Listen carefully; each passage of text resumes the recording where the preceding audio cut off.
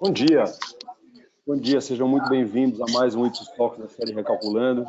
Eu sou Marcos Cagliari, CEO da Ipsos no Brasil, e hoje a gente trouxe o tema de ESG, o desafio além da sustentabilidade. E o que a gente vai tentar fazer aqui é trazer uma visão mais provocadora, sempre trazendo o ponto de vista das pessoas, dos cidadãos, dos consumidores, e como eles enxergam que sustentabilidade, no sentido mais tradicional, de não fazer mal à natureza, uma coisa mais limitada, não é mais suficiente, e como as empresas têm que colocar a governança cada vez mais como sustentação de todas as suas ações. Como sempre, a gente tem, eu vou abrir com um contexto baseado em informações da Ipsos ao redor do mundo, durante um pouco menos que 10 minutos. Na sequência, a gente tem uma especialista global, que no caso é a Paula Sori, uma brasileira, diretora de clientes do Brasil, mas que faz parte do grupo que estuda ESG globalmente, e ela vai fazer justamente a apresentação, título desse webinar, o desafio além da sustentabilidade. Obrigado, Paula, você está aqui com a gente. Na sequência, a gente vai ter um painel de discussão bastante forte, com a Denise Rios. Obrigado, Denise, pela sua presença, um prazer ter você aqui. Denise é uma grande estudiosa do tema, é pioneer pela ONU, é conselheira, foi executiva de sustentabilidade na Natura do Itaú e traz uma visão bastante forte e robusta do tema. Obrigado, Denise, está aqui, um prazer. A Camila Lotti, diretora de sustentabilidade corporativa na Vale, se a gente conseguir resolver os nossos problemas técnicos. Camila, tomara que dê certo, seja bem-vinda. E o Caio Miranda, diretor de sustentabilidade na Ambev, um prazer ter você aqui mais uma vez, Caio, obrigado. E a Priscila Branco, que trabalha na Ipsos, é gerente sênior de Public Affairs e reputação corporativa. E a moderação será da Paula, que terá feito a apresentação anterior. Vamos lá, gente, vou trazer a visão de contexto rapidinho. Queria primeiro trazer a visão mais clara, mais da primeira sensação, do primeiro feeling das pessoas sobre ESG e, obviamente, eu estou falando de meio ambiente e mudanças climáticas. A gente vê que no estudo de tendências globais, aliás, um estudo que está à disposição pela Ipsos para todo mundo, feito em mais de 50 países, com mais de 50 mil pessoas entrevistadas, um estudo monstruoso sobre tendência, foi divulgado no começo desse ano, portanto, informações bastante frescas. O percentual de pessoas em cada um desses países que estão aqui que concorda com a frase "estamos caminhando para um desastre ambiental, a menos que mudemos nossos hábitos rapidamente", globalmente é de 80%, ou seja, uma concordância maciça. É raríssimo a gente ver uma média em todos os países que a gente estuda tão alta, tão forte. Acho que há aí uma quase unanimidade, e o Brasil, o número, coincidentemente, é exatamente o mesmo. 80% dos brasileiros concordam que temos que mudar os hábitos rapidamente ou nos encaminharemos para um desastre ambiental. Vocês vão ver aqui alguns países da Ásia e da África liderando esse ranking, com mais de 90%, e países diversos, Japão, Holanda e Arábia Saudita aqui, com concordância mais baixa. Mas mesmo os mais baixos, a gente está falando de índices acima de 60%. Interessantemente, a concordância para essa mesma pergunta, se a gente abrir nos diferentes grupos demográficos, ela é muito consistente. Em todos os casos aqui, a gente tem números acima de 70%, 74% concordando com essa frase. Não há diferenças praticamente em gênero, ou em idade ou em estado civil. Há aqui alguma relação direta, tanto por escolaridade como renda, né? Quanto mais alta a escolaridade e renda, maior a tendência à concordância com essa frase. Mas acho que dá para ver aqui que é um tema praticamente unânime aqui, a concordância de que temos um problema ambiental que tem que ser atacado imediatamente. Isso está em todos os grupos demográficos, como eu comentei. Quando a gente pergunta de quem que é o problema, então a gente começa perguntando do governo. Se o governo do meu país não agir agora, ele estará falhando com o povo. O número global também é mais que 60%, então é um número alto, quer dizer, praticamente 2/3 aqui das pessoas concordam que é um problema que o governo tem que atacar. No caso do Brasil é um pouco maior, 70%. A gente também pergunta se é um problema das empresas. As empresas do meu país não agirem agora, elas estarão falhando com consumidores e funcionários. O número é muito parecido, 59% versus 60% que eu falei do governo. No Brasil também, né, 69 versus 70. E, por fim, a gente pergunta se é responsabilidade nossa, de todos, de cada um de nós. E se a gente não agir agora, nós, pessoalmente, os indivíduos, né, estaremos falhando com as futuras gerações. O número também mantém o nível, o patamar que a gente tinha visto, 63%. No caso do Brasil, até mais alto do que a pergunta que aborda se a responsabilidade do governo ou das empresas em particular é dos indivíduos. Achei interessante que não só os níveis seguem altos, né, muito consistentes, mas até a responsabilidade dos indivíduos, a gente vê um crescimento aqui no caso do Brasil, por exemplo, 3, 4 pontos acima do que a gente viu sobre os outros possíveis agentes aqui. Quer dizer, É um tema urgente, todos concordamos com isso, praticamente ao redor do mundo, e é responsabilidade de todo mundo, inclusive dos indivíduos, mas certamente das empresas e governos também. Por fim, a gente pergunta aqui sobre preferência de compra, se há uma tentativa, uma intenção de comprar produtos que sejam de marcas responsáveis, mesmo que isso signifique gastar mais. Os números, mais uma vez, são muito altos, estamos falando aí de 64% da média global de todos os países que a gente estudou. Concorda que comprar produtos de marcas responsáveis, mesmo que signifique gastar mais, é uma preferência. E a gente vê alguns países desproporcionalmente altos, né, como Nigéria, Vietnã e Indonésia, acima de 85%. No caso do Brasil, exatamente 2/3, 67%. Aí um outro extremo, o Japão, a gente já tinha visto isso acontecer nas outras perguntas, um número muito mais baixo. É claro que isso aqui é uma declaração, ela não é ação, e a gente vai discutir um pouquinho o que isso quer dizer. O que quer dizer quando a gente fala uma coisa, mas não necessariamente a gente age. Isso é um objeto de estudo da ciência comportamental bastante atual, bastante moderno e bastante relevante. A Paula vai cobrir isso aqui um pouquinho na apresentação dela. Agora, a gente vê aqui a preocupação das empresas como agente social não se refere só à arena ambiental, também se refere a outros problemas sociais. E aqui 3 índices que são muito altos e eu acho que dizem bastante sobre o que as pessoas esperam das marcas e empresas. 77% concorda que é certo para qualquer marca comunicar sua posição sobre uma questão social. 3/4, esse número vem subindo em todos os estudos que a gente tem feito. Então, 3/4 das pessoas concordam que as marcas têm mais é que se pronunciar mesmo. 85% espera que elas se pronunciem, não só que é certo elas se pronunciarem caso elas queiram, mas espera que elas se pronunciem ou tomem uma posição sobre questões sociais e que elas se esforcem, acho que essa construção é muito boa, que elas se esforcem para trazer avanços nas questões sociais para a sociedade. E 93% dizem que concordam que quando se trata de propósito social não basta falar, tem que agir. Eu acho que há aí claramente uma orientação do que as pessoas esperam sobre as empresas e qual é o novo papel das empresas como agentes sociais e, obviamente, dentro dessa nova arena de ESG. Isso não parece mais haver um conflito entre fazer o bem ou não fazer o mal, mas certamente fazer o bem e ganhar dinheiro. É possível que uma marca apoie uma boa causa e ganhe dinheiro ao mesmo tempo. Essa não é uma discussão mais. Quer dizer, aquela barreira de eu faço um ou outro não acontece mais. E com todas as empresas que a gente trabalha, a gente tem discutido isso muito, o quanto o curto prazo e o longo prazo conversam. E hoje há um alinhamento muito claro, mesmo dos incentivos das empresas. Nesse caso, aqui nessa pergunta em particular, 84% dos brasileiros acham que apoiar uma boa causa e ganhar dinheiro não são coisas conflitantes, e ao redor do mundo 80% concorda com isso, um número muito alto. E a gente pensou aqui uma informação do Reputation Council de 2022, do ano passado, essa informação do segundo semestre. O Reputation Council é um conselho que a gente tem ao redor do mundo, com mais de 100 empresas, que discute reputação corporativa. E, interessantemente, a gente vê que um pouco mais do que a metade das empresas reconhece que houve alteração na operação do negócio por causa de demanda ESG, de pilares, de objetivos ligados a ESG. Mas isso quer dizer que 45% não admitiu que houve mudanças. Então, por mais que seja já representativo, mais da metade, quer dizer, já temos uma maioria que está mudando o jeito que opera, mas mais da metade ainda não disse isso claramente, quer dizer, não percebe essas mudanças. Então, acho que a gente ainda está vendo uma pressão da sociedade crescente, como a gente vê aqui, em particular na questão ambiental, um desejo de que as empresas assumam o seu papel social de agentes, mas ainda não é uma operação, não há mudanças significativas na operação universais, né, para todas as empresas. Esse é um ponto interessante que a gente vai discutir bastante no painel. Esse eu acho que é o tema que a gente queria trazer. Estamos vendo aqui uma demanda, uma pressão da sociedade, estamos vendo que vai além da questão ambiental, aparece na questão social, mas eu acho que enquanto a gente não olhar a questão da governança, que carrega muito os pilares de valores, os pilares de cultura organizacional e que, portanto, norteia todos os processos, isso não vai ser uma verdade universal. Então, acho que tem uma discussão ainda que começa e a gente aqui, na apresentação da Paula no painel, vai abordar muito essa nova sustentabilidade e os novos desafios para as empresas. Vamos lá, Paula Soria, por favor, obrigado.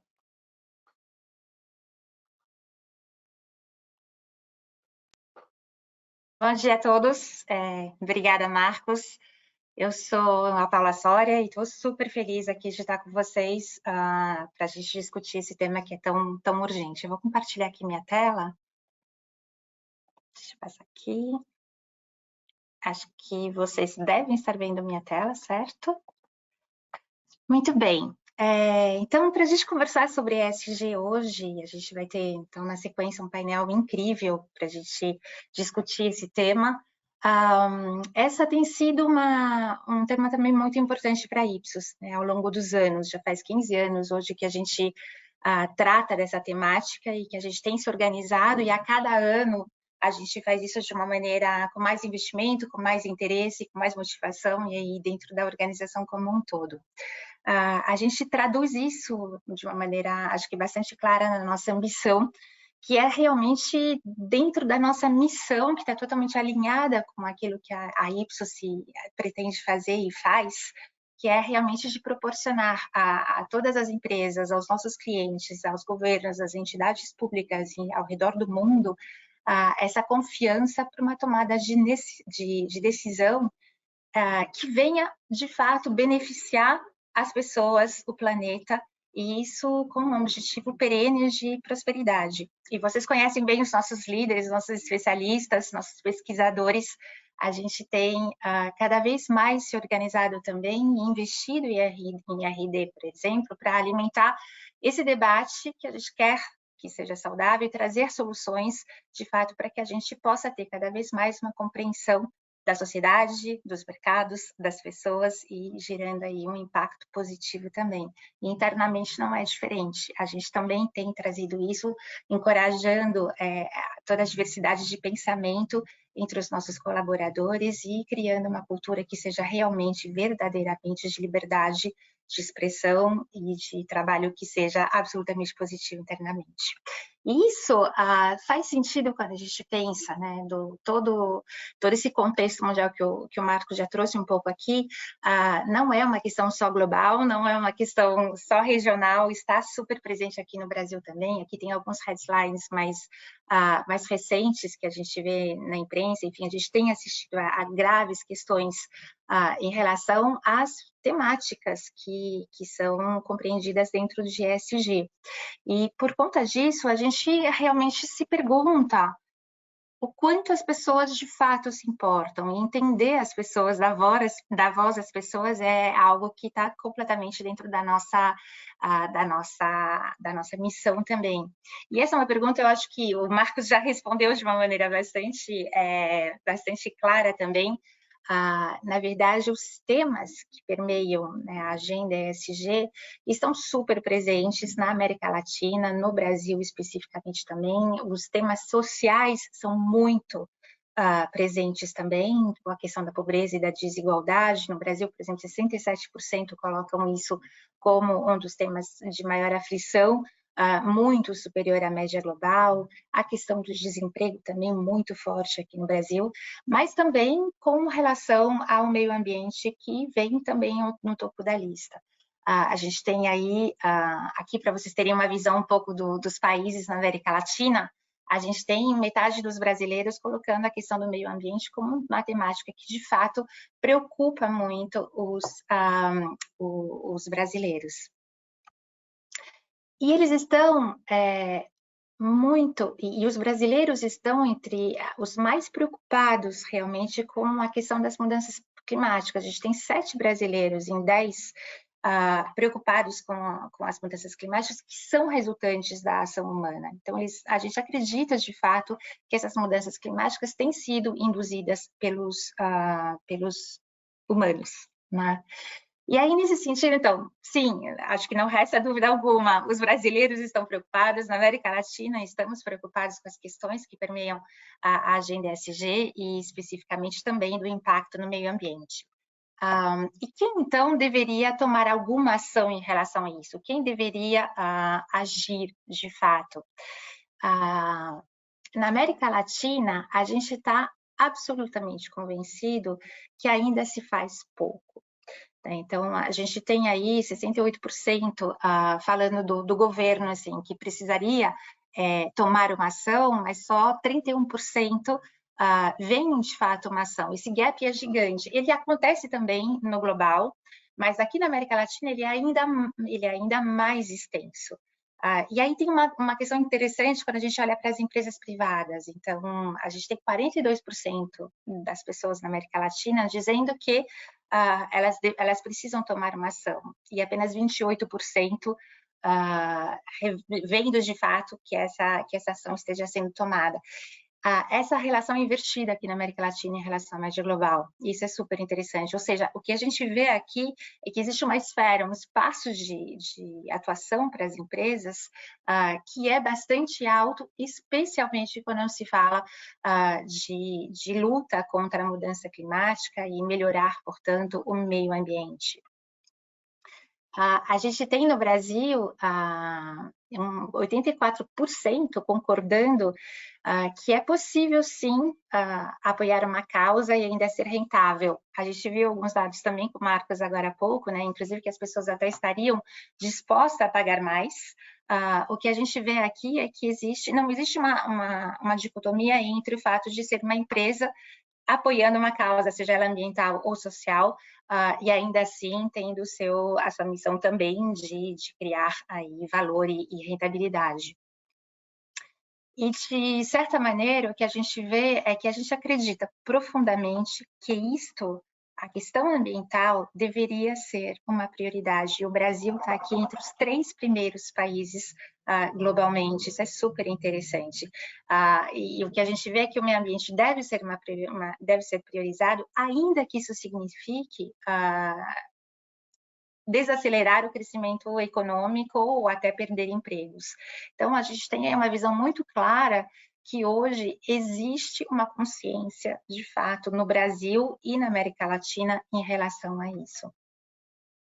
E mais um dado para corroborar isso, mais do que em outras geografias, a gente ainda tem essa consciência e estamos super convencidos que a gente precisa mudar os nossos hábitos. Então, o Brasil aqui entre os top 10 países que colocam de fato que existe a necessidade de uma mudança no ambiente micro, ou seja, no nosso estilo de vida para limitar a mudança climática.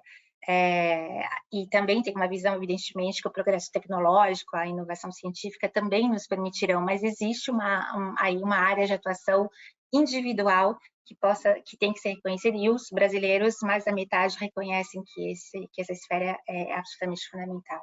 Então, como é que essas empresas deveriam agir? Tem alguns dados que mostram para a gente que as empresas já estão, né, se organizando. A gente já tem hoje uma grande maioria das empresas no Brasil que já se organizaram e que incluem as práticas de ESG nas suas estratégias de negócio. Mas existem alguns cuidados que a gente pode ter aqui, especialmente quando a gente está falando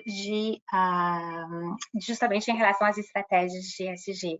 Então, o primeiro, e eu vou falar sobre os 4, o primeiro é de evitar os silos em ESG. Aí a gente vai entender um pouquinho melhor como é que funciona isso. Um outro, a gente tem falado muito, a gente falou muito nos últimos anos do Say do Gap em tudo que é temática ESG também, mas existe talvez um outro gap que a gente precise levar em consideração de uma maneira muito urgente também. E a sustentabilidade de uma maneira mais ampla, especialmente a questão ambiental, enfim, o que se pode fazer em relação a isso, deve ser visto como o benefício que o consumidor vai ter, um co-benefício. A gente fez um exercício de R&D muito legal nos Estados Unidos, que a gente que eu vou dividir com vocês já já. E um quarto item que é realmente ter um target, uma mensagem absolutamente corretos e em sintonia com a nossa missão. Então, vamos passar por eles. Eu acho que aqui ficou super claro também, assim, o quanto as questões sociais são absolutamente importantes, o quanto as questões ambientais são urgentes na mente de todos nós, enfim, globalmente, de maneira geral. Essa média global aqui é quando a gente pergunta da importância de cada uma das áreas de ESG. Então, a gente vê aqui uma coisa super interessante, não dá para a gente focar apenas uma coisa, né? Então, todos aqui, esses 3 itens, têm uma importância muito grande, e no Brasil não é diferente. Na verdade, a gente está exatamente com uma média global, e aqui eu trouxe um chart onde vocês conseguem ver um pouco, entre os países pode haver uma variação bastante grande, mas no Brasil o que a gente vê é que o brasileiro espera, de fato, que se dê importância aos 3 pilares de ESG. Falando agora do Say do Gap, a gente sempre falou, né, como eu já comentei, do Say do Gap, mas será que ele representa de fato a complexidade toda do problema? E não, acho que aí tem uma parte muito importante, que é a questão do conhecimento, ou seja, aquilo que a gente acredita e aquilo que é realidade de fato, ou seja, a acuracidade do conhecimento que a gente tem em relação àquilo que de fato importa, especialmente quando se trata de questões ambientais. A gente tem, na verdade, a compreensão de que existe uma percepção errônea de que algumas atividades que podem ser colocadas para conter justamente os problemas decorrentes de mudanças climáticas, na verdade, se dá muito peso a algumas que não têm tanta efetividade. Então, reciclagem ainda é colocado como a primeira ação que deveria ser colocada, e o viver sem carro, por exemplo, 15% apenas. E aí a gente vê que existe aí um gap de conhecimento daquilo que deve ser feito, onde colocar os esforços, uma importante ação de educação também das nossas sociedades. E os brasileiros, será que eles sabem realmente, né, o que fazer? A gente tem, de uma maneira geral, né, uma certa falta de modéstia entre todos os povos, acreditando que já sabem muito sobre o que fazer para combater mudanças climáticas. Os brasileiros estão aí, assim, um pouco, pelo menos entre a América Latina, a gente até coloca um pouco menos, que a gente está absolutamente seguro do que deve ser feito, mas a gente vê aqui que tem ainda muita coisa para fazer, e aí uma parcela que já reconhece que não sabem ainda o que fazer, ou seja, tem aí um importante lead dentro da sociedade para levar justamente a uma melhor compreensão do que é efetivo de fato. Falando de benefício, né? Então, a gente colocar, o Marcos falou que as pessoas estão, inclusive, dispostas a pagar mais por um produto que seja de empresas responsáveis ou que tragam algum benefício, né, para o meio ambiente ou para alguma causa social. A gente fez um teste, foi só nos Estados Unidos, foi dentro de uma categoria que é de detergente líquido, e a gente criou um produto fictício, que é o Sustain, e a gente testou dentro da nossa plataforma de SimStore, que é simulação de compra em gôndola, e a gente, então, foi verificar. A gente trabalhou com 3 preços, mas sendo, na verdade, um preço que esteja em paridade com a categoria e um preço que fosse premium. E o resultado foi bem interessante. Quando a gente testou num preço de paridade e sem claim de sustentabilidade, ou seja, aqui no caso, no PEC vinha escrito que era feito a partir de plástico reciclado do oceano, aí a gente não tem uma mobilização dos consumidores, mas quando a gente testa com um claim de sustentabilidade no PEC e num preço paridade, a gente consegue aí ter um recrutamento interessante e as pessoas se mobilizam para isso. Já no preço premium, já não funciona mais, ou seja, como o benefício core, dificilmente a gente veria aqui essa ação, porém, essa mobilização, mas como um co-benefício, ou seja, tendo também aí uma questão de preço interessante, isso já se torna bastante mais viável. Seria super bacana refazer esse teste em outras localidades, quem sabe aqui no Brasil até. Mas a grande questão é essa, em situação de paridade, o claim de sustentabilidade e a questão de conter justamente as mudanças climáticas acaba sendo uma opção preferida para o consumidor. E, finalmente, eu queria trazer aqui um pouquinho dessa questão do target e de mensagem que sejam corretos. A gente rodou uma segmentação globalmente super interessante para entender justamente se as pessoas têm os mesmos níveis de preocupação ou de engajamento nas causas ambientais. E o que a gente vê é que não, assim, a gente tem 5 grupos que são muito diversos. A gente tem um grupo, por exemplo, de ativistas, que são pessoas mais novas, que têm mais mulheres, inclusive, e que são muito mais dispostas a pagar mais caro, inclusive, por por produtos que tragam justamente algum benefício. A gente tem os pragmáticos, que são um pouco mais velhos, mas são bastante preocupados também. A gente tem aqueles que estão em conflito, e são 18%, que têm uma educação bastante alta, mas que têm aí uma questão, não conseguem lidar com isso. A gente tem também os desengajados completamente, para quem não é, isso nem é uma questão. Enfim, não dá para a gente imaginar que simplesmente não exista diferenças entre as pessoas, entre grupos de pessoas na questão de sustentabilidade de fato. Então, e como as pessoas se colocam na vontade de participar da redução do seu próprio impacto no meio ambiente. Então, isso é uma coisa super interessante que a gente pode voltar a conversar com vocês em outro momento. E ainda nessa questão de ter a mensagem correta, quando a gente olha todos os criativos que trazem uma questão de sustentabilidade, a gente vê que, na verdade, existe pouca diferenciação. Assim, os códigos usados são muito, são os mesmos de maneira geral, com pouquíssima diferenciação entre as mensagens.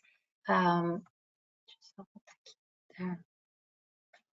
E aí tem uma prática uma best practice que a gente queria dividir com vocês, que é a da Volvo. Esse comercial, depois a gente pode mandar o link para vocês, eu não vou passar agora, mas ele é sensacional porque ele traz justamente essa questão, um alinhamento completo, uma sinergia de fato entre a mensagem de sustentabilidade e a mensagem da própria missão da marca. Então, aí uma sinergia total na questão da segurança, que é essa segurança desde o motorista até o planeta, de fato. E é um brilhante case aqui para vocês conhecerem também.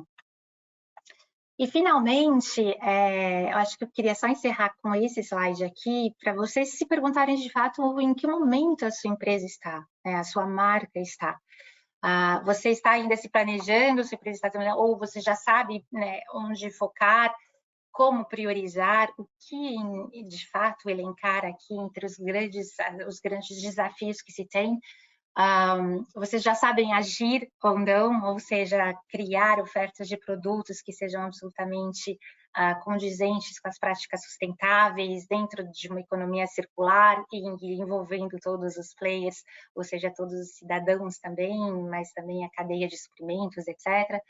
Vocês sabem falar de maneira correta, assim, como influenciar de fato a mudança de comportamento dos seus consumidores? Como vocês têm avaliado, né, as ações que vocês têm tomado? Como vocês têm rastreado isso? Como vocês têm visto se funciona de fato ou não?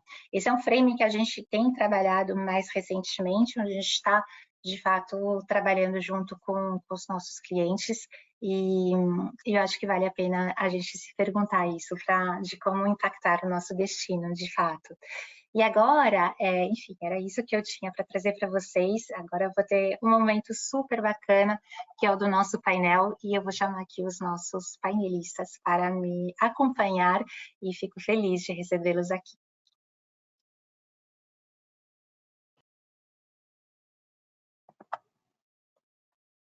Então, Denise, oi, tudo bem? Muito bom ter você aqui com a gente. Camila, não sei se você conseguiu se conectar, a gente estava tendo um problema. Eu acho que eu... Bom dia, Paula. Eu acho que eu consegui só pelo áudio. Vocês me ouvem? Tá ótimo, perfeito. Muito bom, estamos te ouvindo muito bem. Oi, Priscila. Bom dia, Denise, Camila, Paula, tudo bom? Tudo bem? Dia. Bom dia. Caio, você conseguiu também? Talvez só pelo áudio? Acho que talvez eu tenha uma dificuldade de conexão do Caio. Mas se você conseguir se conectar, Caio, se você estiver me ouvindo e conseguir se conectar em algum momento, por favor, venha, não se acanhe, a gente vai estar super feliz de receber aqui vocês. Então, bom, queridas, sejam muito bem-vindas aqui para essa conversa que a gente vai ter agora, que a gente vai começar. Estou super feliz de a gente ter esse momento juntas. Eu queria já comentar, assim, acho que já ficou claro, né, assim, a gente está falando aqui, além da sustentabilidade, a gente vai dar um enfoque maior para o meio ambiente, do impacto que se tem nas questões, então, todas as questões climáticas, mas, evidentemente, quando a gente fala de além da sustentabilidade, a gente está falando, na verdade, de uma questão que é o que é o momento, né? Qual é esse olhar contemporâneo que a gente pode ter para aquela sustentabilidade que a gente vem praticando, ou vem tentando entrar nas nossas organizações de uma maneira mais forte esses últimos anos. E aí eu queria que a gente ampliasse um pouco essa conversa para uma questão de sustentabilidade, além disso, né? Assim, ou colocando melhor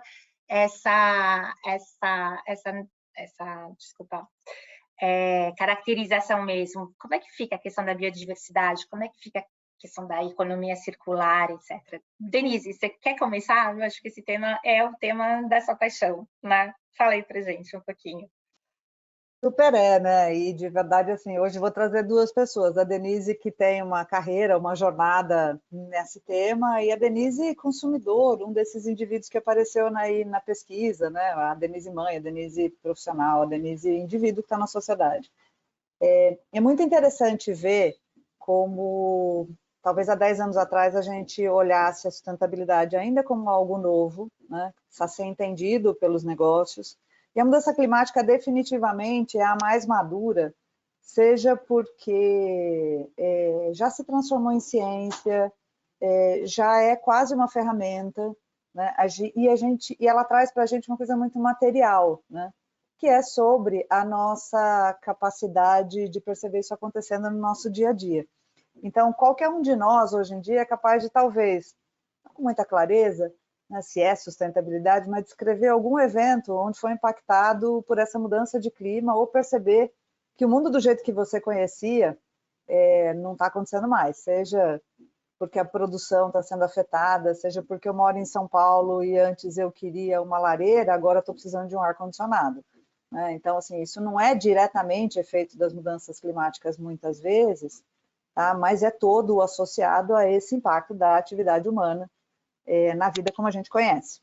E aí, né, entre os pragmáticos, angustiados, ativistas, né, estamos todos nós na frente da prateleira do supermercado, escolhendo milhares de empresas todos os dias. E eu acho que o que é muito interessante ver como na mudança do consumidor é que, à medida que eu passo do clean, né, eu quero uma coisa que seja limpa, seja clean para mim e para o meio ambiente, que é um conceito mais ligado à saúde, é por isso que eu escolho o orgânico, é por isso que eu entendo, né, no meu dia a dia que a poluição pode ser um problema, né, e especialmente porque a gente viveu várias coisas recentemente durante a pandemia, onde a gente foi quase confinado e obrigado a conviver com o impacto das nossas decisões na nossa casa e com a gente mesmo. Esse nível de consciência subiu muito. E o que isso quer dizer para as marcas? Isso quer dizer que sempre que eu puder, e para as marcas, quando elas puderem oferecer uma solução, um produto que venha com isso, tá?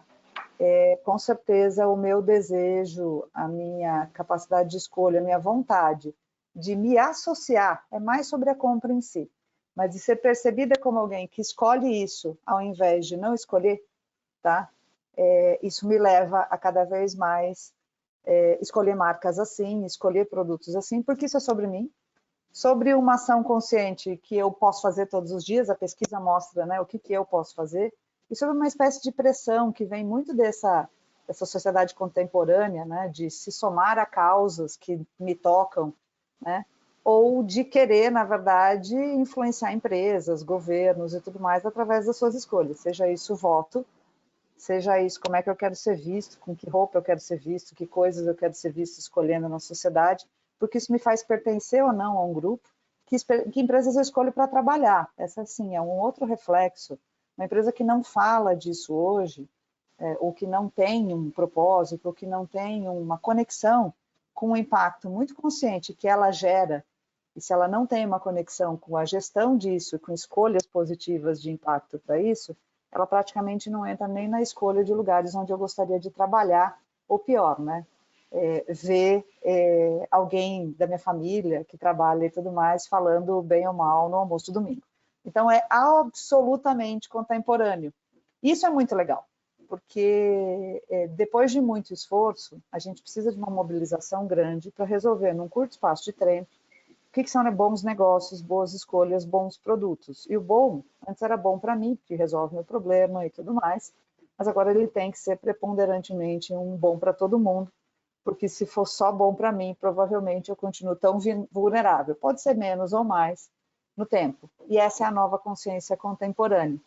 Então, o que está movendo a escolha, eu achei a pesquisa muito interessante, pensando em pesquisas que eu vi há 10 anos atrás, é justamente que pode ser que alguém ande em direção à sua marca, ou aos produtos que você oferece, pelas razões mais óbvias, né? Eu vi isso acontecendo em investimento, eu vi isso acontecendo na Natura, uma empresa assim, absurdamente reconhecida por sustentabilidade, mas mais do que isso, quando eu viro um pote, por exemplo, e entendo que eu estou comprando castanha da Amazônia, porque isso é ótimo para mim, é uma super hidratação, é natural, não vai afetar a minha saúde e tudo mais, mas eu posso go beyond, né, ir além, eu estou comprando por duas razões, não por uma só, que é a eficiência do produto. É porque eu quero ser visto e eu quero me somar a esses lugares. Empresas que têm essa capacidade de ser fair trade, né, legítimas nessa agenda, definitivamente permanecerão mais na escolha dos consumidores, das pessoas, da sociedade. Então, esse é a mágica do gera valor, porque ao longo do processo compartilha valor e não tira valor, né, de uma poluição, de um carbono que deixa, de um uso de água não muito responsável, de um grupo da sociedade para gerar valor para uma marca, para uma ação. Esse é o ESG dos investidores. Então, muito interessante ver o resultado da pesquisa. Eu acho que a percepção da realidade, seja como colaboradora e consumidora, confirma muito isso.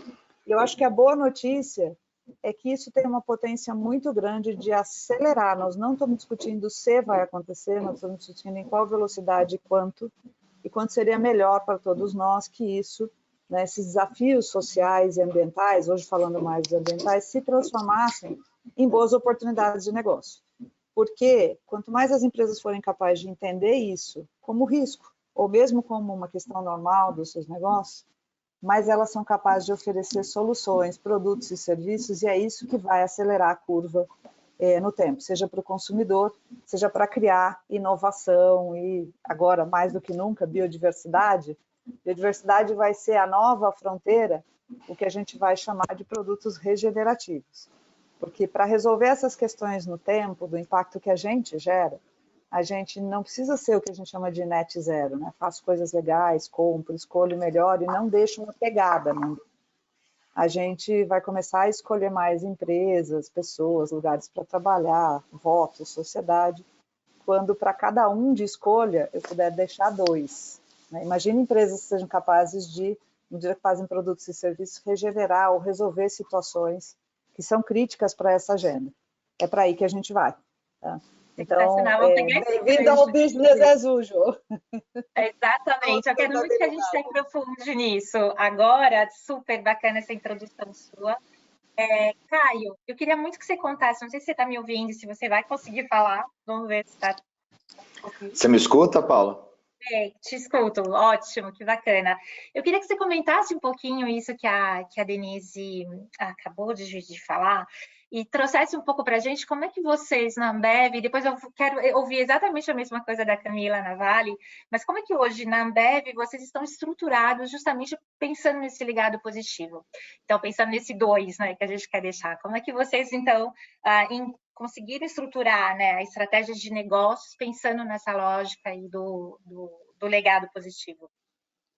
Olha, a gente está numa... Primeiro, bom dia, né? Obrigado pelo convite e eu juro que eu tentei de todas as formas ligar a câmera aqui, mas não vai, tá? Então, vamos só com áudio. Mas... Então, a nossa jornada, ela pegando exatamente o gancho da Denise, né? Até mais ou menos 2016, quando a gente olhava a sustentabilidade na Ambev, a gente estava muito mais focado em indicadores de eficiência da nossa operação, né, que tinham impacto para a nossa pegada de carbono, para nosso impacto no meio ambiente, tudo, mas muito no interno. E de 2016 para cá, a gente começou uma jornada de ir além dos nossos muros, né, de olhar para fora, de como que a gente pode regenerar onde a gente opera, não só tirar água para fazer cerveja, mas devolver água para o meio ambiente, né, através de algumas iniciativas que a gente tem. E essa jornada, a gente tem um ciclo que se encerra até 2025, de alguns compromissos, mas que ela é de longo prazo, né? Então, quando a gente olha, a gente está falando de alguns compromissos até 2040, pelo menos, e além disso, né? O planeta ele vai estar aqui por ainda milhões de anos e a gente quer preservar e garantir e recuperar as condições para as próximas gerações. Então, assim, acho que os principais pontos aqui, porque eu acho que vale a pena só marcar do nosso lado, e muito interessante todo o material que vocês dividiram, acho que o primeiro, né, a ESG, você não trata ele como caixinhas separadas, né, não tem o E, o S e o G, isso tem que ser integrado, tem que ser transversal, né, então quando a gente olha uma iniciativa de água, a gente não olha só o meio ambiente, a gente olha o impacto social e como a gente vai fazer a governança dessa iniciativa, não é até para garantir depois que a gente tem os resultados para mostrar, que os recursos que são destinados são bem investidos e que depois você pode fazer o rollout.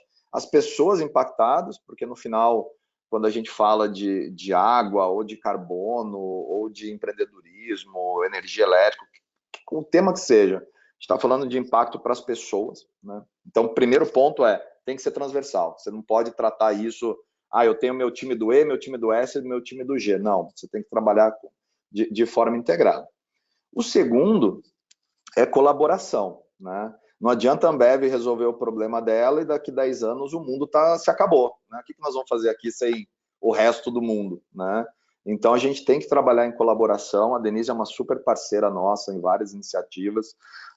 Então o que a gente encontra de solução tem que servir para todo mundo e a gente tem que trazer o nosso ecossistema junto, porque a gente sabe que nem todas as empresas tem condições de ter uma área de sustentabilidade ou de bancar algumas iniciativas.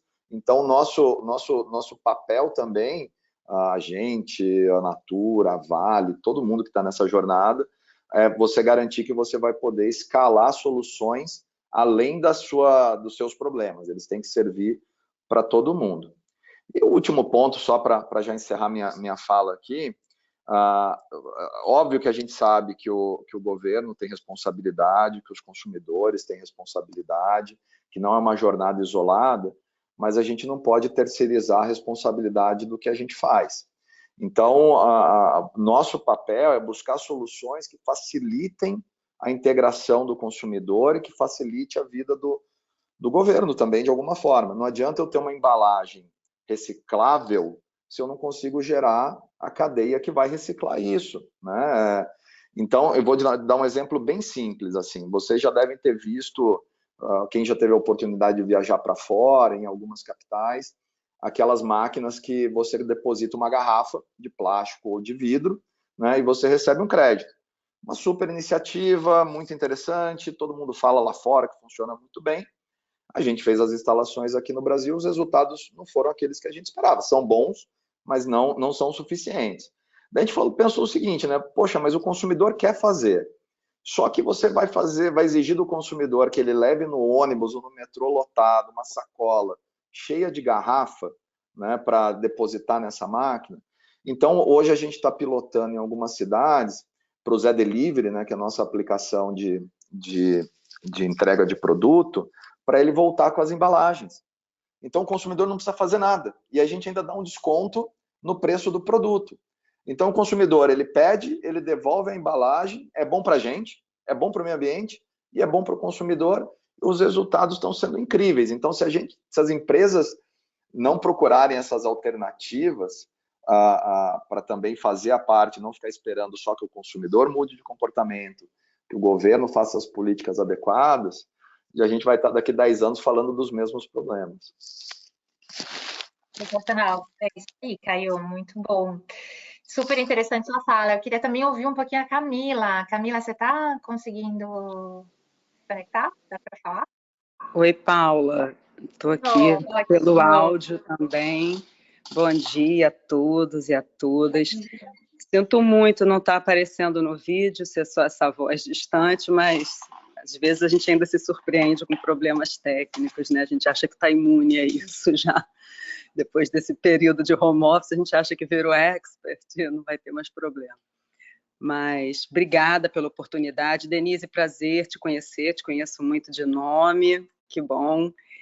Caio, Priscila, obrigada aí pela oportunidade. Mas, Paula, assim, refletindo, eu não consegui ouvir as falas iniciais, né? Acho que Marcos falou, e você também, né, Paula? Teve esse problema técnico, mas escutei bem a Denise e o Caio, e eu fico, assim, muito contente de ver como a gente tem uma agenda cada vez mais convergente, né? Eu estou na área de sustentabilidade há 22 anos, e eu digo, assim, que é uma felicidade incrível a gente ver o momento que as empresas estão hoje, né? Claro que tem uma infinidade de coisas para serem feitas ainda, mas, de fato, eu acho que nos últimos 5 anos, talvez, essa curva de melhorias, de compromissos reais se acentuou, né? E aqui na Vale a gente sente isso no nosso DNA. Por quê? Acho que você citou, eu ouvi o finalzinho da sua fala, né? E a gente vê mercado exigindo e reagindo, e hoje uma boa performance, e uma performance além do compliance, né? Além do net zero, em sustentabilidade é exigida, né, pelo mercado, para uma sobrevivência de uma empresa, a sociedade também quer, né, e exige isso, e a nossa licença depende disso, e o nosso valor depende disso. E aqui na Vale, junto com esse movimento que ele é global, a gente vem de 2 tragédias, né? A gente vem da tragédia do rompimento da barragem de Fundão, da Samarco, em 2015, né, em Mariana, e 2019 o rompimento da barragem do Feijão em Brumadinho. E aí a gente olha para dentro e a gente vê que todo o movimento que vinha sendo feito, ele estava longe de ser suficiente, né? E eu gostei muito quando a Denise citou a questão do risco, porque eu acho que a questão do risco conversa muito com a linguagem do negócio. E aí a gente amarra todo mundo numa mesma lógica, com um propósito único. Mas quando a gente fala de risco, a gente conversa fácil com o negócio, né?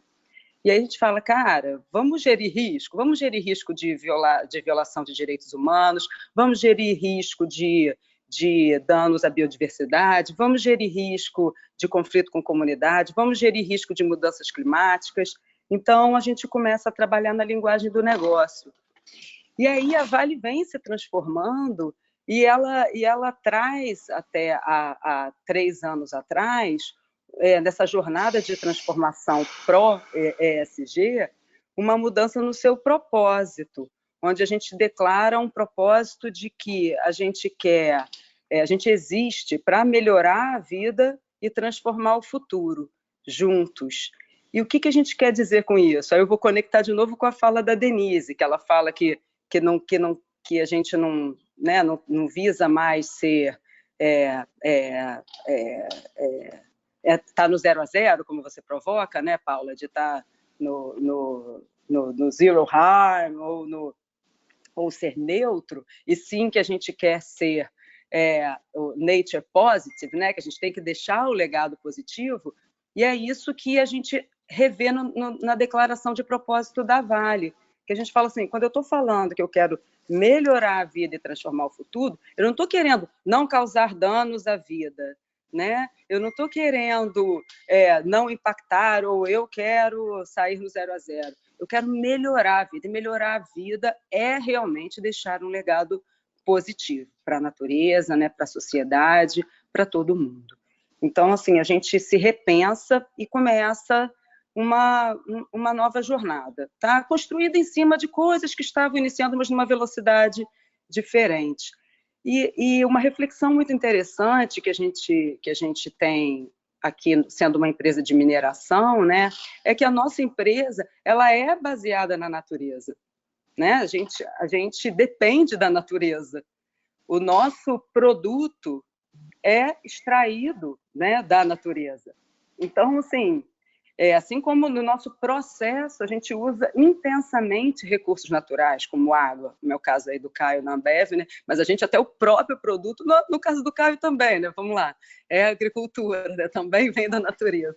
Mas, então, a gente precisa tornar viável as nossas operações, né, considerando essa visão, né? Então, a gente impacta a natureza, a gente altera o uso do solo, a gente altera a cobertura vegetal intensamente, a gente emite gás de efeito estufa, gera resíduo, só que a gente precisa trazer, além da mitigação desses impactos, da otimização desses recursos, que isso é investimento em tecnologia, investimento em inovação, para a gente minimizar. Depois, mais para frente, hoje, se der tempo, eu posso até trazer alguns exemplos de iniciativas, a gente vem também com esse a mais, porque a gente é uma cidade, nossa empresa é parte desse mundo, é cidadão desse mundo, então a gente precisa trazer o a mais.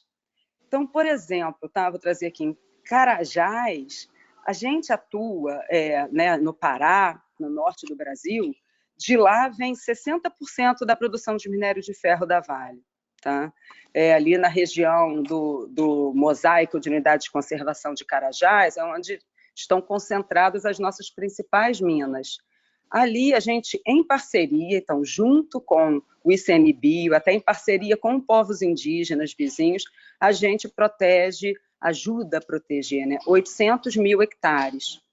Mas aí a gente sempre usou até se eu tivesse aqui a oportunidade de compartilhar um slide, a gente sempre usava até um GIF para mostrar, olha, a Vale só utiliza 2% do total desses 800 mil hectares que a gente protege.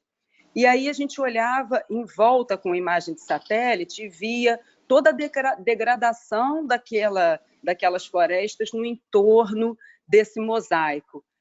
Mas a gente, no passado, olhava para isso e a gente ficava orgulhoso, não orgulhoso com a degradação, obviamente, né, pessoal? Mas, orgulhoso da nossa contribuição com a proteção. Mas hoje a provocação que nossos stakeholders fazem para a gente, e a gente aqui dentro, como área de sustentabilidade, a gente provoca as operações, provoca a área financeira, provoca todas as demais áreas, é o seguinte, a gente tem que ir além. Não adianta a gente estar numa ilha, né? Então, a gente lançou uma meta pública de recuperar e proteger 500 mil hectares além das fronteiras. Então, esse é o tipo de ação que vai é voluntário, tá? A gente precisa ir além, né? Então, a gente está com uma meta aí de até 2030 proteger e recuperar 500 mil hectares. Na proteção, a gente não vai fazer nada sozinho. Esse também é uma lição super aprendida para esse tema, e por isso que eu adoro esses fóruns aqui de conversa, porque, Vale é grande. É grande, mas a gente não tem a menor condição de fazer nada sozinho. A gente precisa de parceria, a gente precisa que essa comunidade esteja envolvida, que outras empresas estejam envolvidas, que o poder público esteja envolvido, que ONGs estejam envolvidas. Então, a gente está buscando sempre trabalhar com...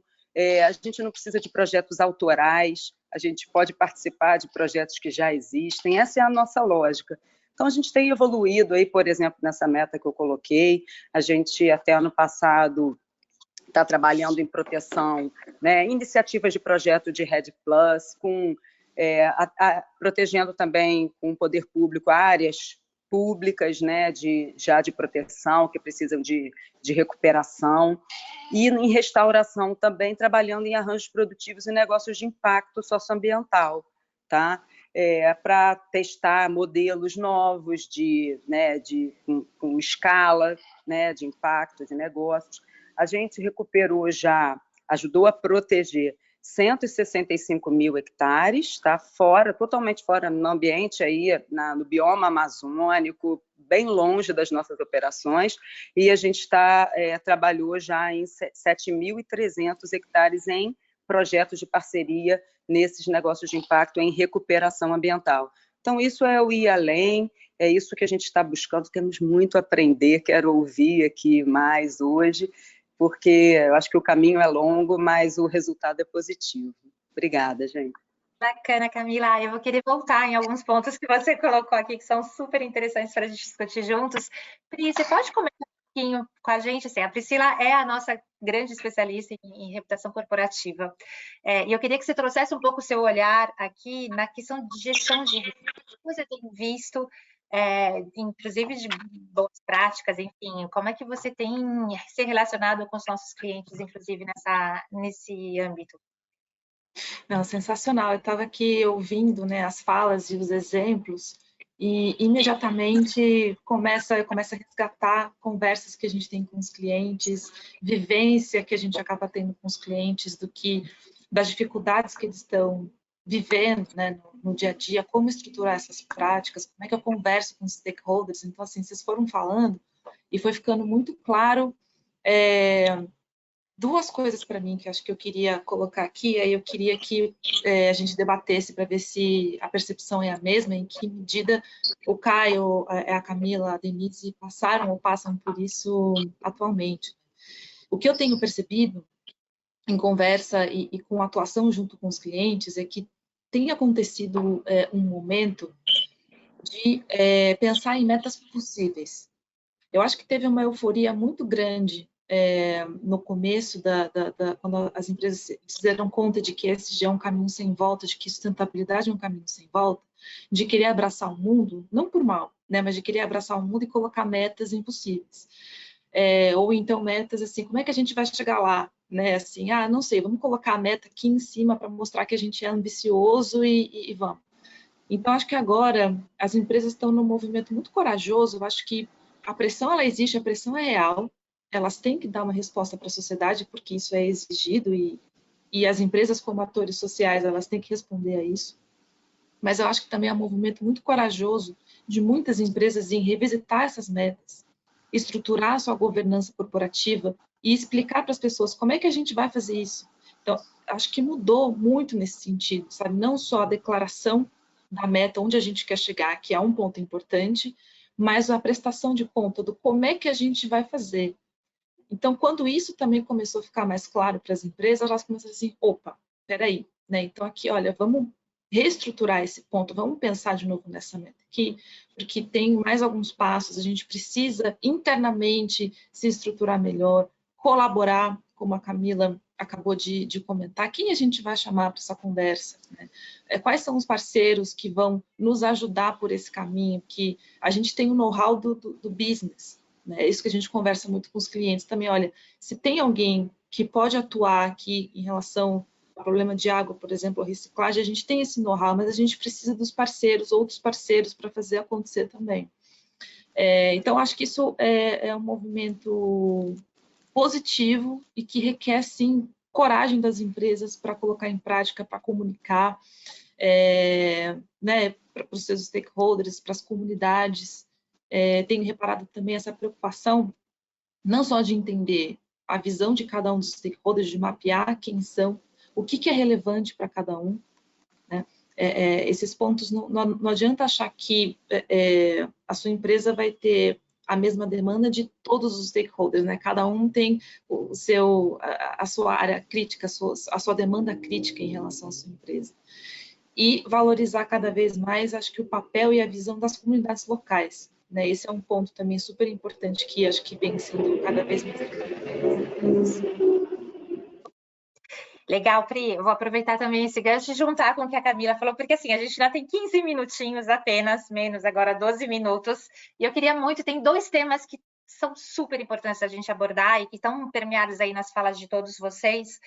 Tem uma questão de inovação, de tecnologia, como verdadeiros, né, viabilizadores de se atingir essas próximas metas do futuro. Eu queria que vocês trouxessem um pouquinho para a gente, vocês quatro, esse olhar mais para o futuro, de como se estruturar e, evidentemente, e aí trazendo já, né, uma referência da Denise, já de outras falas em outros momentos, desse G que é o viabilizador também. Então, eu queria muito que vocês me trouxessem uma visão de vocês, cada um, se a gente pensa em inovação, se a gente pensa em tecnologia, se a gente pensa em governança, como é que a gente junta isso pensando no futuro de ESG?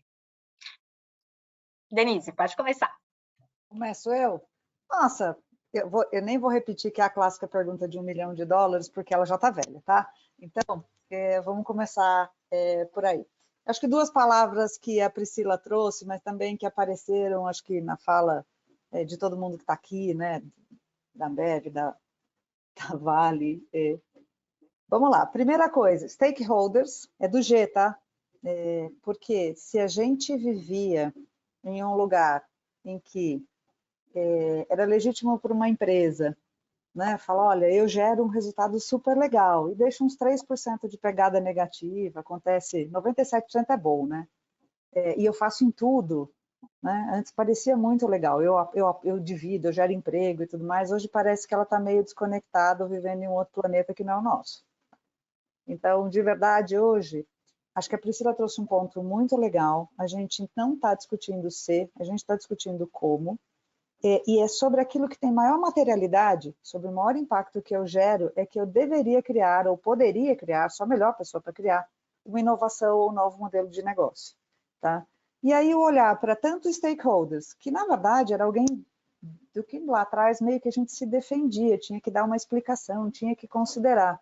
Mas na verdade muitas vezes stakeholders são as melhores pessoas para inventar produtos, ou para dizer que soluções a gente poderia fazer, né, que talvez resolvessem os problemas deles, né, e que, na verdade, melhorassem a nossa operação em cadeia. Uma coisa curiosa, né, que me fez trabalhar muito em parceria com a Ambev e tudo mais, uma boa parte da vidraria reciclada da Natura depende da Ambev ter caco ou não, né, assim, está tudo interconectado. Então, considerar essa voz externa com uma contribuição, e parte do G, uma das coisas mais modernas, são empresas que têm comitês, inclusive, com participação de pessoas da sociedade, com esse olhar sobre como você poderia contribuir melhor, dado que você é um banco, uma empresa de cosméticos, uma empresa de bebidas, uma empresa que faz aço, que está em todos os lugares, está em todos os dias das nossas vidas. Então, portanto, está usando o recurso. Então, novas maneiras desse G se adaptar e de entender, seja como risco, seja como fonte de inovação,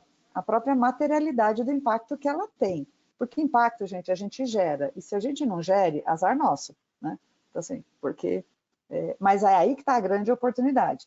E essa coragem, como a Priscila usou, eu chamo de ousadia, né? De entender que você gera um impacto, você tem consciência dele, e é através dele que você vai mobilizar, é o que eu acho que diferencia no G, inclusive para os investidores, uma empresa que é vista como mais madura e conhece seus riscos, sabe a oportunidade, ou não.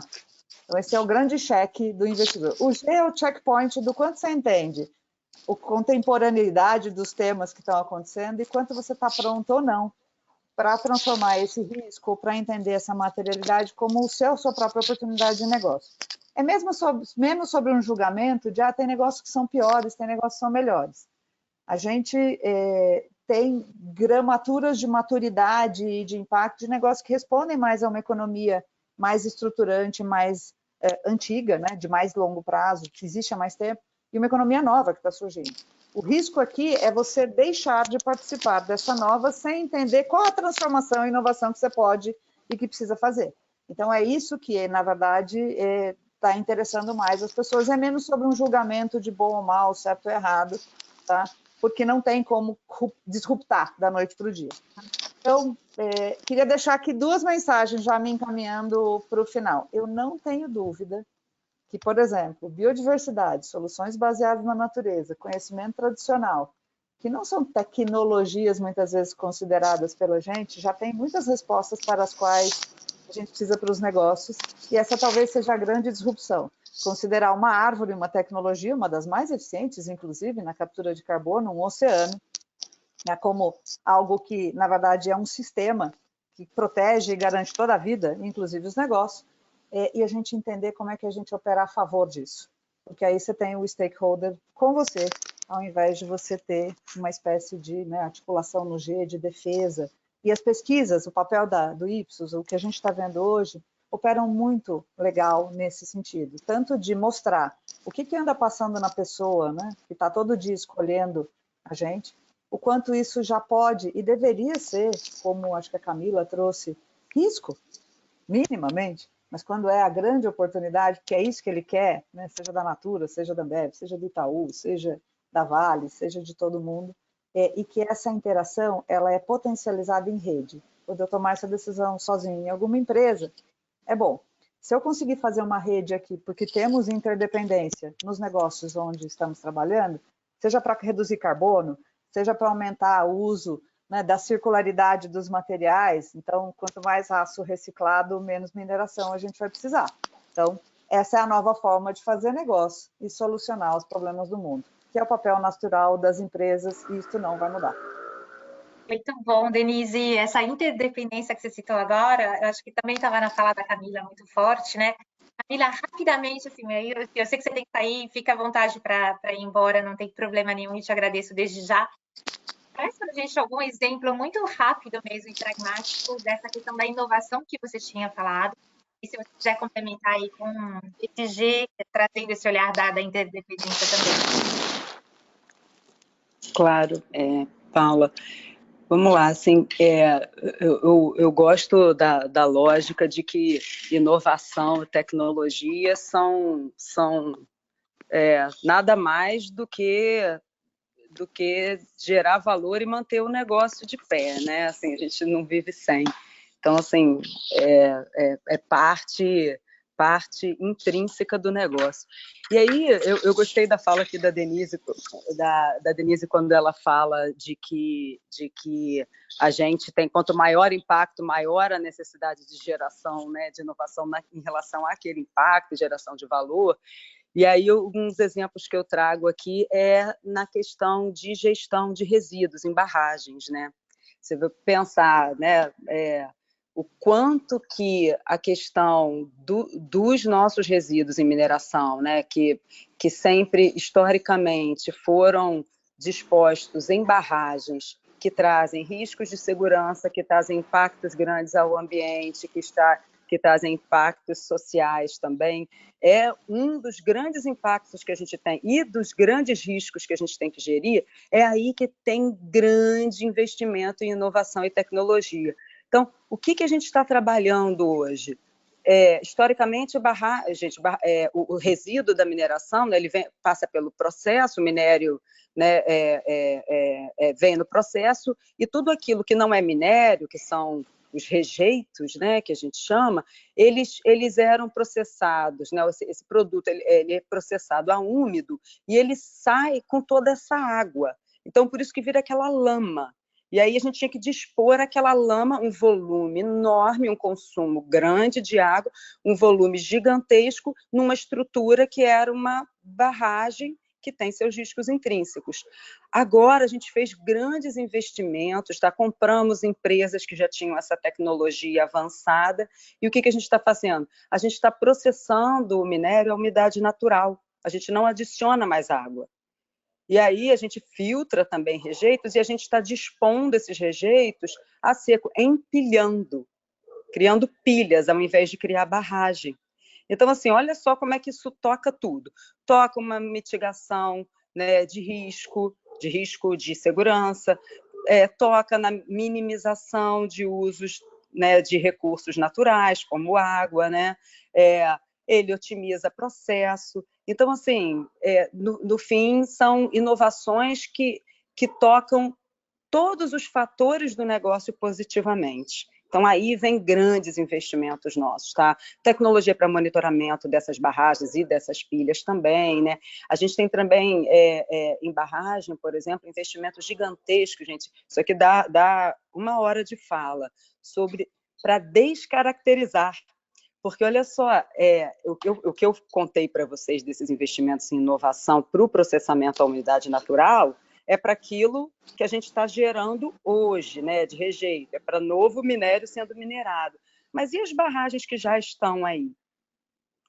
A gente também tem que investir em tecnologia, né, para descaracterizar, principalmente aquelas que são da metodologia construtiva montante. Então, assim, e aí descaracterizar a barragem, gente, exige um investimento em tecnologia gigantesco.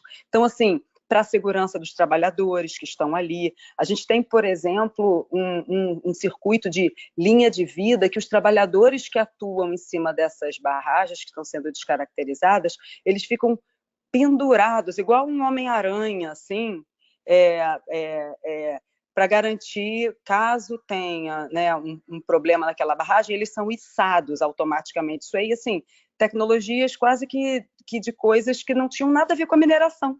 Então, eu adoro a fala da Denise, assim, gente, olha a tecnologia que uma árvore tem, olha a tecnologia que o oceano tem, né? É isso, é a gente se inspirar até em coisas que não tem nada a ver com o nosso negócio, porque dali vem a ideia da inovação para desafios gigantes do nosso negócio, né? Então, esses aqui são alguns exemplos aqui de inovação.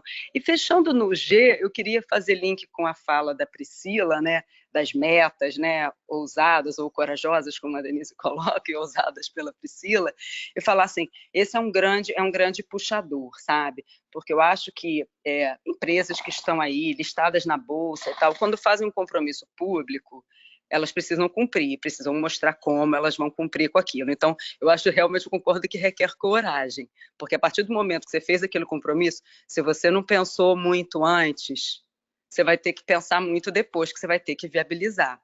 Porque você não cumprir com aquilo que você colocou publicamente é um problema muito sério para as empresas, né?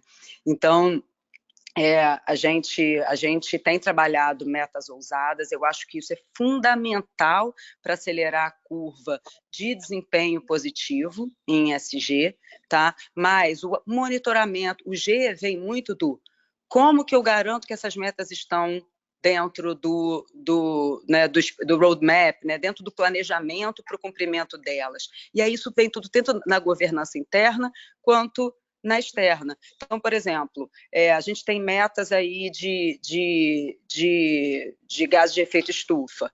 A gente tem o compromisso público, a gente tem metas intermediárias que a gente precisa fazer esse acompanhamento. Dentro da empresa, a gente tem fóruns que debatem em todos os níveis, do C-level até o nível operacional, os planos de ação para o cumprimento dessa meta. Tá? A gente tem reportes até o nível de conselho de administração frequentes, né? E a gente vem, por fim, na transparência. Então, assim, usando também aqueles frameworks, né, compromissos voluntários aí de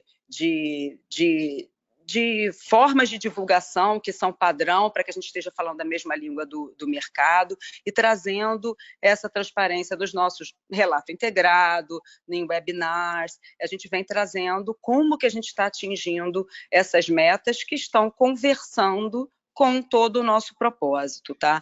Eu acho que é fundamental ter os mecanismos de acompanhamento internos e a transparência externa para a sociedade. Eu acho que é assim que a gente mostra robustez no que está sendo feito, né? Muito bom. Acho que é isso. Sensacional, obrigada. Queria ouvir ainda o Caio, mais 2 minutinhos. Caio, conta para a gente também, nessa questão de inovação, vocês são uma referência, né, na Ambev também. Você citou o Zé Delivery. Como é que você vê isso? Então, inovação, tecnologia, dentro dessa articulação e aí olhar para o futuro mesmo. Eu não vou passar muito por governança, acho que a Denise e todo mundo já cobriu, mas de inovação, como que a gente vê, né? Esse ano até a Denise mais uma vez também atendeu lá nosso evento da nossa aceleradora.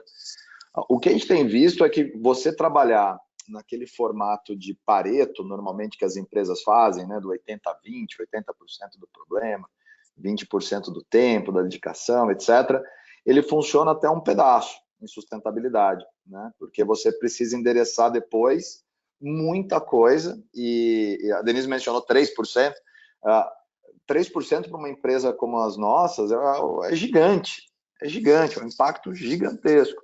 Então você precisa descer até o zero e também depois como você recupera, né? Você regenera. Então o que a gente tem visto das soluções baseadas na natureza, e o nosso desafio é garantir que depois elas são também financeiramente sustentáveis, né? Por isso que o nosso modelo de aceleração, ele é um modelo de parceria. A gente traz outras empresas, outros grupos que tenham os mesmos problemas, para te garantir que quando eu encontro uma startup que tem uma solução inovadora, uma empresa que tem uma solução inovadora, que isso também vai ser sustentável, né? que é uma solução que é financeiramente viável. Então, vou te dar assim, 2 ou 3 exemplos muito rápidos, mas a ganhadora desse ano é uma startup que chama... E a gente perdeu você, Caio. Ah, ficou instável, que pena. Mas a gente vai voltar a tentar essa fala do Caio em outro momento. Você que voltou. Ele consegue, A gente ouviu, tá, com umas Caio? placas, bactérias que já estão na área. Oi? Caio, a gente não estava te ouvindo. Então, só que você falou de 2 ou 3 exemplos, se você puder só voltar. Ixi, perdemos o Caio. Tá me ouvindo agora ou não? Ah, agora voltou. Mas vamos ver se continua, tá meio instável. Voltei? Voltou. Tá, também estável aqui, Paula, voltei? Então só assim, a gente tem buscado, essa empresa, por exemplo, ela usa as bactérias que já estão previstas, os micro-organismos que já estão presentes nos leitos de água para desenvolvê-los e eles começam a comer ou retirar a poluição, a sujeira, os micro-organismos que poluem a água. A gente teve resultados incríveis, eles ganharam aceleração esse ano. A gente tem uma outra aceleradora que chama GrowPack, que ele faz embalagem a partir da palha do milho, né? Agora o iFood acabou de fechar também um negócio com eles. Então essas soluções, elas são o futuro. Elas que vão garantir que a partir de, às vezes, um subproduto da nossa operação, um subproduto de outra setor, você consegue reduzir sua pegada de impacto que você tem para o meio ambiente. Então, um caminho longo, com bastante desafio, tem que ter bastante paciência, porque essas soluções, algumas vezes, a inovação ela não é rápida. Às vezes a gente acha que isso, de um ano para o outro, você vai disruptar as embalagens. Você não vai. Você precisa ter paciência para desenvolver, garantir que isso vai ser escalável e que vai ser financeiramente sustentável. Sensacional. Muito bom, Caio. Muito obrigada. Pri, uma palavra final aí de olhar para o futuro. Acho que essa questão, né, que o Caio trouxe também, acho que é muito legal para a gente encerrar essa conversa de hoje. Te dou a palavra aí para a gente fazer esse final. Não, só queria, assim, continuando o que o Caio falou, e para encerrar, inovação é persistência, né? Porque inovação, o erro faz parte da inovação também, né? Isso é planejado, isso é, enfim, então é super esse o caminho. É muito bom ver que existe um ambiente onde os negócios também estão valorizando e impulsionando essas novas tecnologias, a inovação, investindo, criando startups e chamando parceiros. Então, acho que inovação é persistência, estamos no caminho, tem muita coisa bacana e criando impacto positivo acontecendo, acho que isso é o mais importante. E eu estou muito, assim, como acho que pesquisadora também do tema, né, conversando com tantas pessoas que estão com a cabeça voltada a buscar essas soluções, como é importante ver que aquilo que a gente falou, né, Paula, assim, entre nós, como o G está ganhando cada vez mais importância, as pessoas estão se dando conta disso também. Então, acho que a gente tem um cenário muito bacana pela frente. Muito bom. Muito obrigada a todos vocês, Priscila, Denise, Camila, Caio. Foi um super prazer ter essa conversa com vocês. Obrigada a todos vocês que ficaram até agora. Desculpa ter passado um pouco do tempo. O que eu convido vocês a fazerem, porque a gente acabou não tendo perguntas, porque eu esqueci de falar para vocês colocarem perguntas nas caixinhas. O que eu queria fazer um apelo para vocês? O meu e-mail é paula.soria@ipsos.com. Me mandem as perguntas, comentários, ideias. A gente adoraria ouvir vocês também sobre o que a gente conversou aqui hoje. E quem sabe começar uma grande comunidade aí desse interesse em pesquisa, insights, ouvir as sociedades e fazer essa ponte com as empresas. Eu acho que seria sensacional. Então, por favor, não hesitem em mandar seus comentários no meu e-mail, paula.soria@ipsos.com. Tá bom? Obrigada a todos, um excelente dia e até a próxima, o nosso próximo Talks. Até logo. Tchau, tchau. Obrigada, gente. Tchau, Bom obrigada. dia. Tchau, tchau. Obrigada, tchau.